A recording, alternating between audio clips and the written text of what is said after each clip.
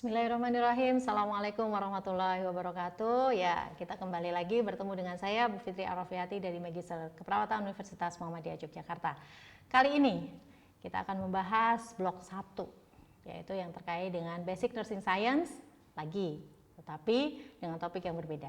Topik kita kali ini adalah terkait dengan apa? Inovasi pada praktek keperawatan. Ya. Topik ini akan menjawab LO yang mengarahkan mahasiswa S2 itu untuk memiliki karya inovasi, ya, yang sesuai dengan bidangnya, ya, tentu saja. Karena apa? Karena di Magister Keperawatan itu ada 4 peminatan: keperawatan medikal bedah, komunitas, jiwa, dan nursing education. Anda boleh memilih untuk itu. Nah, kali ini, pada pembelajaran kali ini, pembahasan kita akan fokuskan pada 7 item, yaitu deskripsi atau pengertian, benefit dari implementasi hasil inovasi, kemudian komponen dari inovasi, karakteristik inovasi, prinsip inovasi, kategori inovasi, dan yang terakhir adalah bagaimana kita mencoba menyusun atau membuat karya inovasi yang nantinya khusus pada bidang keperawatan. Nah, sebagai pendahuluan, kita tahu bahwa saat ini ya, perkembangan ilmu pengetahuan dan teknologi itu sangat cepat sekali. Terutama apa? Terutama inovasi bidang kesehatan. Ya, hal ini akan memberikan kepada kita sebagai salah satu tenaga kesehatan itu apa? Kesempatan untuk ikut berperan di dalamnya. Ya, kalau sekarang itu kita dibilang jangan sampai kendor gitu ya. Kendor dalam artian apa? Semangat kita untuk berperan. Mengingat apa? Implikasi dengan adanya inovasi ini akan apa? Meningkatkan efektivitas dan efisiensi pembiayaan serta luaran atau outcome pasien atau klien kita. Nah, tentu inovasi ini tidak akan lepas dari hasil penelitian, ya. Dari pemaparan ini sangat jelas sekali bagaimana pentingnya inovasi yang dihasilkan di bidang keperawatan. Oke, itu ya. Jadi kita harus berperan. Kemudian kita akan masuk di dalam apa sih sebenarnya inovasi ya? Kita sering mendengar, ya. Nah, inovasi itu sendiri kita perlu tahu berasal dari kata dasar innovate yang memiliki arti apa? Pengenalan ide atau metode yang baru, ya. Baru ya. Dapat diartikan juga dengan penggunaan ide baru pada situasi yang baru juga. Nah, sementara itu inovasi sendiri memiliki makna action untuk membuat ide atau metode baru atau yang sudah dilakukan dan bukan hanya sekedar rencana atau niat. Kalau hanya niat itu bukan inovasi, tapi baru mikir inovasinya apa gitu ya. Kemudian memiliki proses yang sistematis, bersifat dinamis yang bertujuan meningkatkan pelayanan, program, struktur, produk maupun sistem. Nah, sekarang kita masuk ke inovasi keperawatan, ya, yang memiliki tujuan utama adalah apa? Untuk meningkatkan mutu pelayanan asuhan keperawatan, yang tentu inovasi ini juga bisa beririsan dengan bidang kesehatan yang lain, gitu ya, atau bahkan menjadi inovasi yang bersifat apa? Kolaboratif, ya. Inovasi keperawatan ini harus mampu menjawab tantangan global, ya, terkait dengan semakin menurunnya jumlah tenaga keperawatan. Nah, bagaimana perawat mampu mempertahankan kualitas pelayanan kesehatan? Di sisi lain, jumlah tenaga perawatan itu, perawat ya, itu terbatas.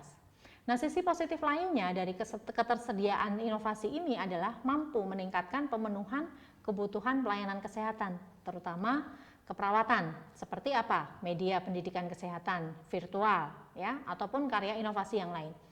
Hal ini juga akan lebih mengerucutkan lagi kompetensi dari masing-masing perawat. Jadi kita harus punya nih kepakaran masing-masing, tunjukkan itu, ya.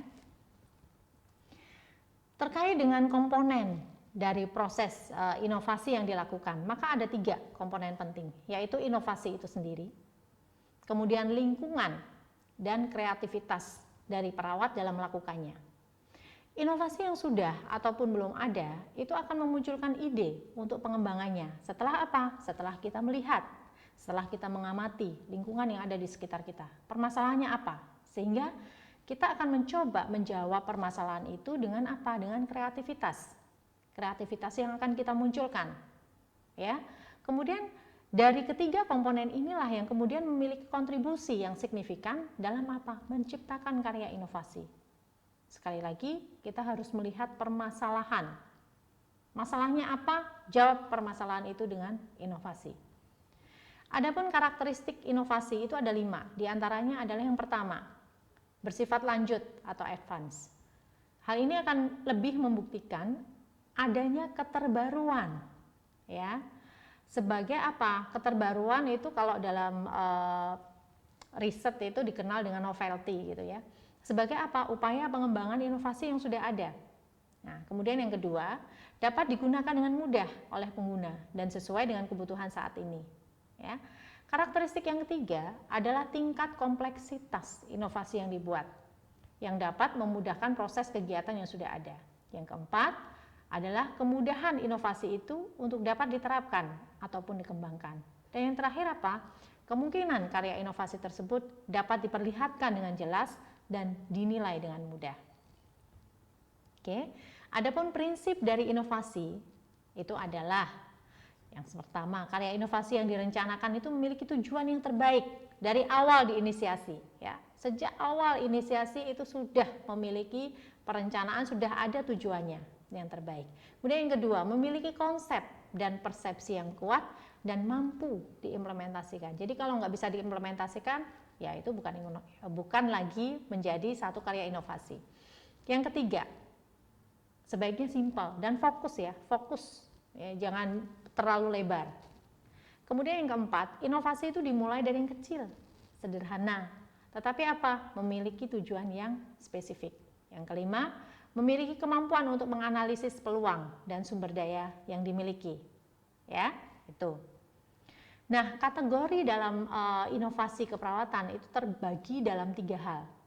Yaitu yang pertama adalah computer assisted nursing care. Misalnya bagaimana kita mencoba mempertahankan kesehatan dengan sistem komputerisasi, ya. Bagaimana menggunakan kartu keamanan dalam perekaman data kesehatan biometrik, ya, penggunaan robot, ya kan, serta menurunkan kesalahan dan melakukan perencanaan.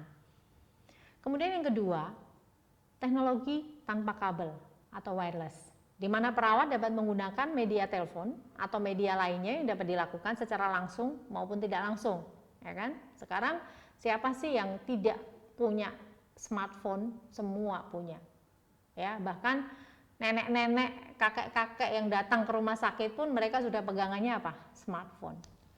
Yang ketiga, evidence based practice, yang mampu mengkombinasikan ahli di bidang keperawatan dalam menghasilkan inovasi sebagai hasil dari penelitian atau hasil riset.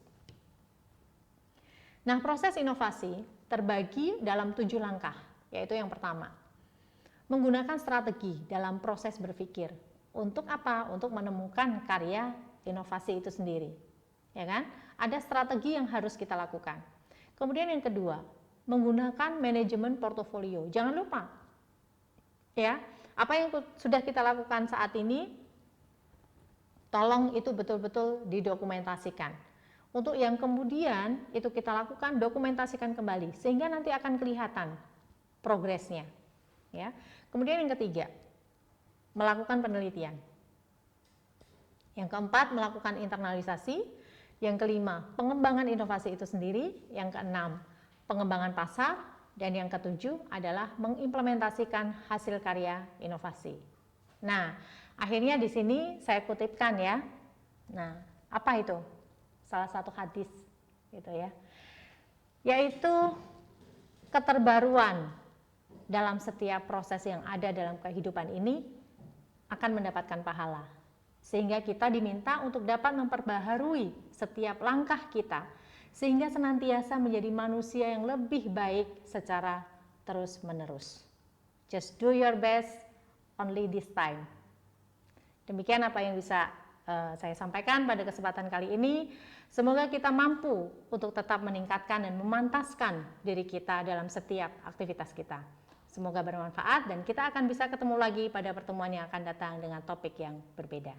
Oke, Assalamualaikum warahmatullahi wabarakatuh.